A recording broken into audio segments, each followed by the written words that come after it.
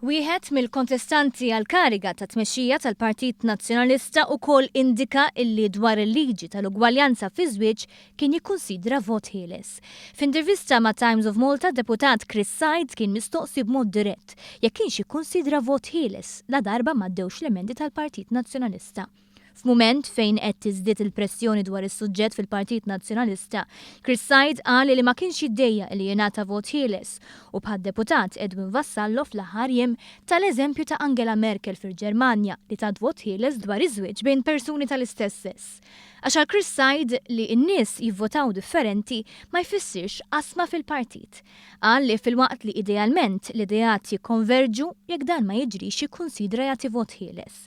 Interessanti li Chris Said li qat lura ħafna milli jagħti il-fema tiegħu dwar din il-liġi u qal biss li se jżomm mal-linja tal-partit fil-vot tiegħu fuq din il-liġi. Dikjerazzjoni ta' deputat ieħor li jidher li ma tantxu konvint mill-vot tiegħu u se jagħmel hekk biss għax hu determinat mill-wib tal-partit. Fl-aħħar jiem anke Claudio Grech indika li jrid vot ħieles u fil-Partit Nazzjonalista jeżisti appoġġ għal dan il-ħsieb.